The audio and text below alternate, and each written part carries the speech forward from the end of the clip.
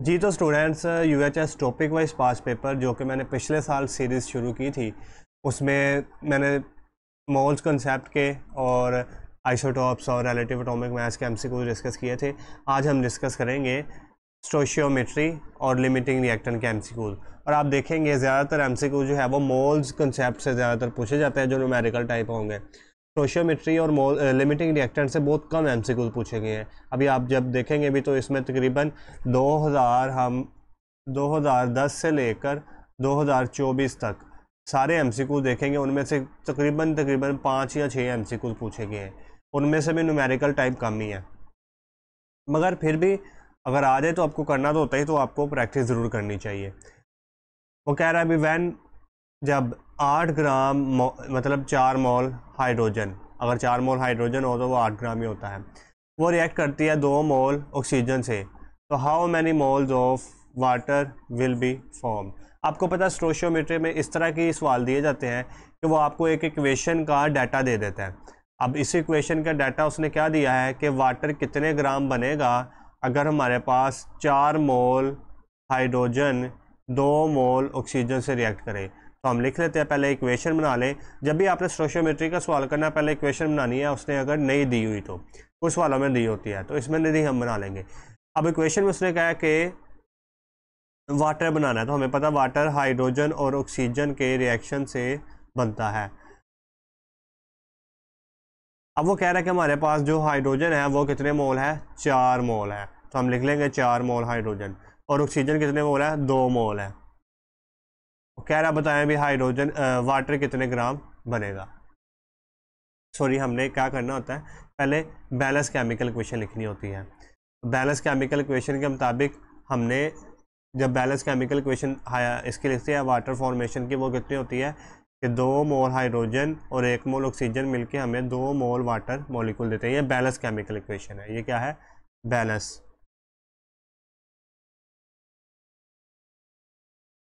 अब सवाल देखिए उसने क्या पूछा है। सवाल में उसने पूछा है कि हमारे पास वाटर कितना बनेगा।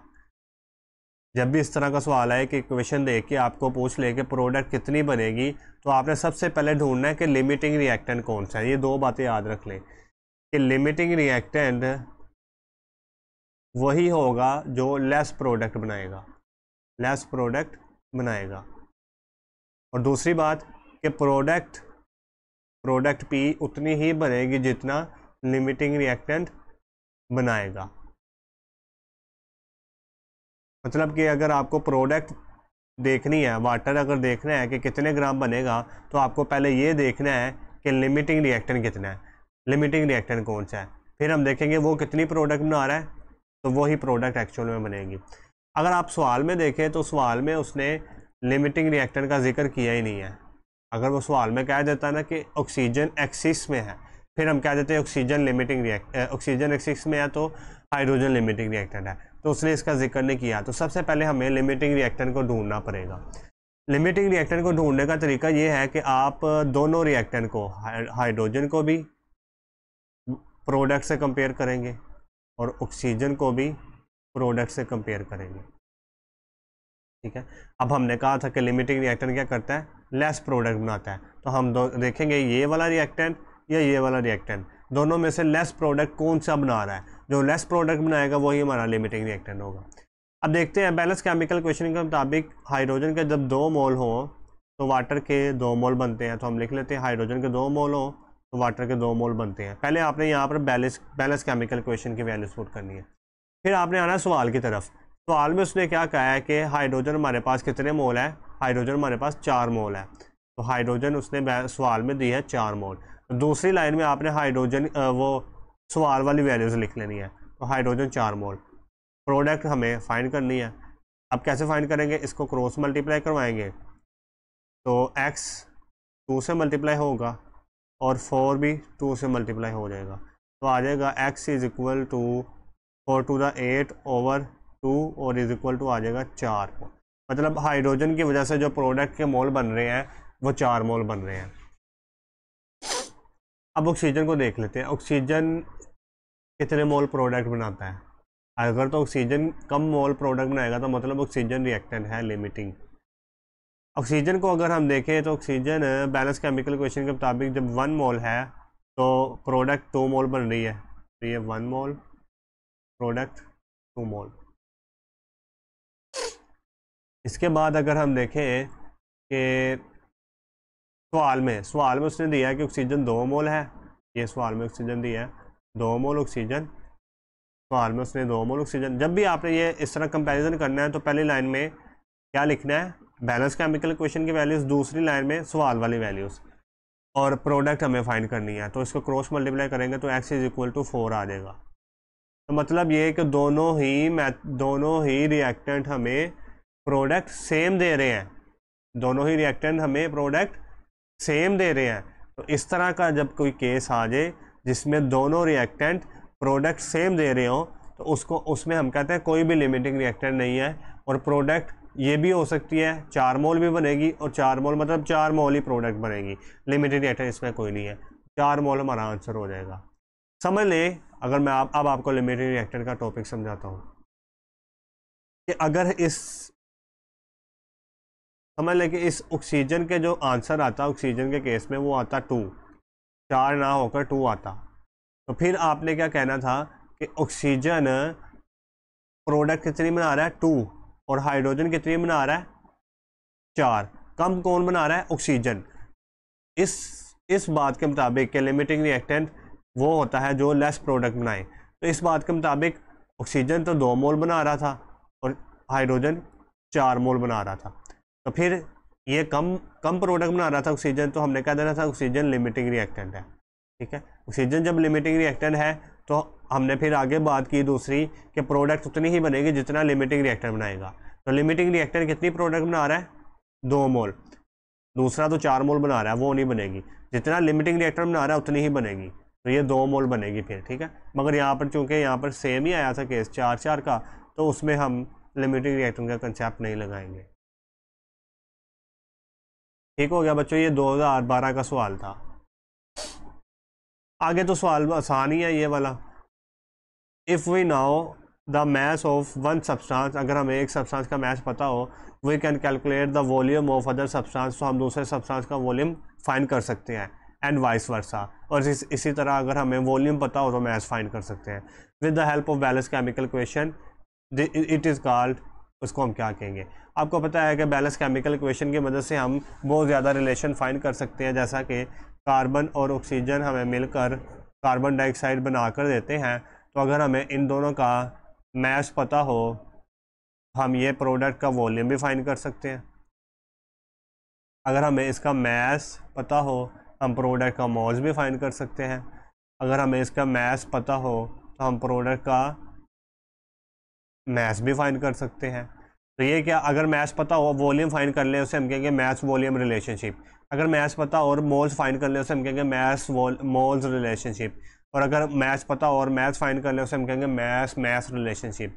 अब चूंकि सवाल में हमें ये वाला केस डिस्कस है कि अगर हमें मैथ्स पता हो तो हम वॉल्यूम फाइंड कर लें तो उसे हम कहेंगे मैथ्स वॉल्यूम रिलेशनशिप, जो कि बी ऑप्शन में है। अगला सवाल फिर लिमिटिंग रिएक्टेंट से है। अब ये इसमें आपको लिमिटिंग रिएक्टेंट की ज़रूरत नहीं पड़ेगी, क्यों? क्योंकि यहाँ पर देखें, calculate the grams of water formed when 8 gram of methane. कह रहा पानी कितने ग्राम बनेगा जब 8 ग्राम मीथेन बर्न करती है एक्सिस ऑफ ऑक्सीजन में। अब इसमें उसने क्या कह दिया कि मीथेन जब ऑक्सीजन से बर्न करती है तो हमें पता है इसकी इक्वेशन के ये वाटर और कार्बन डाइऑक्साइड बनाती है। आपको ये इक्वेशन आनी चाहिए बर्निंग की। अच्छा, अब वो कह रहा है कि जब सवाल में उसने क्या कह दिया है कि 8 ग्राम है मीथेन और बर्न कर रही है एक्सिस ऑफ ऑक्सीजन में। फाइंड करना है आपने वाटर कितना बनेगा। आपको पता है कि जब भी आपको ये इक्वेशन देकर पूछे कि प्रोडक्ट मतलब वाटर कितना बनेगा, तो आपने ये वाला कंसेप्ट लगाना है कि लिमिटिंग रिएक्टेंट वो होगा जो लेस प्रोडक्ट बनाएगा। अब चूंकि इसमें उसने लिमिटिंग रिएक्टेंट का कंसेप्ट नहीं लगने दिया, उसने कह दिया कि एक्सिस में ऑक्सीजन है और लिमिटिंग रिएक्टेंट फिर क्या होगा, अगर ये एक्सिस में है तो फिर ये मीथेन क्या होगा, लिमिटिंग रिएक्टेंट। मतलब हमें लिमिटिंग रिएक्टेंट का पता चल गया है, हमें ये देखने की ज़रूरत नहीं कि प्रोडक्ट कम कौन बनाएगा। लिमिटिंग रिएक्टेंट यहाँ पर हमारे केस में मीथेन है। अब दूसरा हमने देखना है कि दूसरी बात हमने की थी कि प्रोडक्ट उतनी ही बनती है जितना लिमिटिंग रिएक्टेंट बनाता है। अब हम देखेंगे CH4 लिमिटिंग रिएक्टेंट है तो ये कितनी प्रोडक्ट बना रहा है, जितनी वो प्रोडक्ट बना रहा होगा वही हमारा आंसर होगा। ठीक है, तो हम CH4 को कंपेयर कर लेंगे प्रोडक्ट वाटर से। बैलेंस केमिकल क्वेश्चन में देखें तो ये 1 मोल होता है और ये वाटर के 2 मोल होते हैं यहाँ पर, क्योंकि 4 होते हैं हाइड्रोजन तो 2 to the 4। तो अगर बैलेंस केमिकल क्वेश्चन के मुताबिक देखें मीथेन 1 मोल होता है और वाटर 2 मोल्स होता है। और सवाल में अगर देखें तो वो कह रहा है कि हमारे पास वाटर हमें फाइंड करना है, कितने मोल बनेगा। मीथेन हमारे पास 8 ग्राम है, क्योंकि हमने यहाँ पर 1 मोल लिखा है तो इस 8 ग्राम को भी हमें मोल में कन्वर्ट करना पड़ेगा। Number of moles is equal to mass over molar mass. Mass 8 gram है, मीथेन का मोलर मैस होता है 16, तो ये आ जाएगा 1/2। तो 1/2 मोल्स आ गए। इसको क्रॉस मल्टीप्लाई करें, x 1 से मल्टीप्लाई होगा x ही आएगा, 1/2 2 से मल्टीप्लाई होकर 1 आ जाएगा। ठीक है, तो मतलब हमारे पास जो प्रोडक्ट वाटर है वो कितनी बनेगी, 1 मोल। अब सवाल में उसने जो हमें ऑप्शन दिए हैं वो ग्राम में है, तो मतलब वाटर के हमने ग्राम निकालने हैं। हमें पता है कि वाटर के ग्राम निकालने के लिए number of moles is equal to mass over molar mass. Number of moles 1 है, मल्टीप्लाई बाय मोलर मैस, इससे मल्टीप्लाई होगा तो 18 मैस निकल आएगा हमारे पास 18 ग्राम। तो मैस हमारे पास 18 ग्राम निकला है, वो बी ऑप्शन में है। ओके हो गया बच्चों। अगर मैं आपको थोड़ा सा ना इसके बारे में गाइड कर लूँ, आपको एक इक्वेशन दे दिया उसने कि हमारे पास ये हाइड्रोजन है और ये ऑक्सीजन है। ये अभी तक जो हमने सवाल किए हैं उसके बारे में वो तो हमने कर लिए हैं। अब मैं इसको आपको ऐसा एक तरीका बताने लगा हूँ कि स्टोशियोमेट्री का कोई भी सवाल आ जाए, आप डायरेक्टली प्रोडक्ट, आप इस प्रोडक्ट को बहुत अच्छे से बता सकेंगे कितनी प्रोडक्ट बनेगी। अगर आपको इस तरह से सवाल दिया हो, अब आपको वो कह दे सवाल में कि हमारे पास, सवाल में अगर वो कह दे कि जो ये हाइड्रोजन है ये 4 मोल है और ऑक्सीजन जो है ये भी 4 मोल है, बताएं प्रोडक्ट कितनी बनेगी, वाटर कितना बनेगा। आपने सबसे पहले देखना है कि लिमिटिंग रिएक्टेंट कौन सा है। क्या देखना है, लिमिटिंग रिएक्टेंट कौन सा है। सबसे पहला स्टेप आपने ये फाइंड करना है लिमिटिंग रिएक्टेंट कौन सा है। वो आपको कैसे फाइंड किया जाएगा, वो आप इस तरह फाइंड करेंगे कि लिमिटिंग रिएक्टेंट जो होता है ना वो कम प्रोडक्ट बनाता है, प्रोडक्ट लेस बनाता है। मतलब ये कि हम इन दोनों रिएक्टेंट को देखेंगे कि इन दोनों में से प्रोडक्ट कम कौन बना रहा है, वो ही हमारा लिमिटिंग रिएक्टेंट होगा। जैसा कि हाइड्रोजन को पहले हम प्रोडक्ट वाटर से कंपेयर करेंगे, फिर ऑक्सीजन को वाटर से कंपेयर करेंगे, देखेंगे प्रोडक्ट कम कौन बना रहा है। ठीक है, समझ लें कि हाइड्रोजन ने प्रोडक्ट बनाई 4 मोल और ऑक्सीजन ने प्रोडक्ट बनाई 8 मोल। प्रोडक्ट कम किसने बनाई, हाइड्रोजन ने। तो हम कह देंगे इस केस में हमारा लिमिटिंग रिएक्टेंट जो है वो हाइड्रोजन था। हमने सबसे पहले हाइड्रोजन का पता कर लिया। अब दूसरे केस में वो दूसरी बात, हमने तो लिमिटिंग रिएक्टेंट नहीं बताना था, हमने ये बताना था कि हमारे पास जो प्रोडक्ट है वो कितनी बनेगी। दूसरी बात आपने ये याद रखनी, पहली लिमिटिंग रिएक्टेंट को फाइंड करने के लिए ये बात याद रखी कि वो लेस प्रोडक्ट बनाता है। दूसरी बात आपने ये याद रखनी है कि प्रोडक्ट पी उतनी ही बनेगी जितना लिमिटिंग रिएक्टेंट बनाएगा। मतलब जब हमने यहाँ पर लिमिटिंग रिएक्टेंट हाइड्रोजन फाइंड कर लिया तो हाइड्रोजन कितनी प्रोडक्ट बना रहा था, 4 मोल। तो प्रोडक्ट फिर हमारी 4 मोल ही बनेगी, ना कि ऑक्सीजन जितनी बना रहा था 8 मोल वो नहीं बनेगी, ये नहीं बनेगी, हमारी 4 मोल ही बनेगी जितना लिमिटिंग रिएक्टेंट बनाएगा। मतलब अगर ये आपको लिमिटिंग रिएक्टेंट का कंसेप्ट पेपर में उसने दे दिया, उस सवाल में आपको नहीं बताया लिमिटिंग रिएक्टेंट कौन सा है, तो आपने सबसे पहले लिमिटिंग रिएक्टेंट फाइंड करना है और फिर जितनी वो प्रोडक्ट बना रहा होगा वही हमारा प्रोडक्ट वाला आंसर होगा। और कभी कभार सिर्फ ये भी कह देता है कि लिमिटिंग रिएक्टेंट कौन सा, तो आपने फिर वो कंपैरिजन करके बताना होता है। तो इस तरह आप लिमिटिंग रिएक्टेंट के सवाल कर सकते हैं। आगे वो कह रहा है ड्यूरिंग स्टोशियोमेट्री कैलकुलेशन, स्टोशियोमेट्री की कैलकुलेशन के दौरान which of the following laws must be obeyed, कौन से लॉ को हम ओबे करते हैं। आपको पता है कि 2 लॉ हैं, law of conservation of mass और लॉ ऑफ डेफिनिट प्रोपोर्शन, ये स्टोशियोमेट्री के दरमियान ओबे किए जाते हैं। तो ये ए ऑप्शन होगी, 2019 में आया हुआ सवाल था। नेक्स्ट हमारा सवाल है the number of moles of carbon dioxide which contain 8 gram oxygen.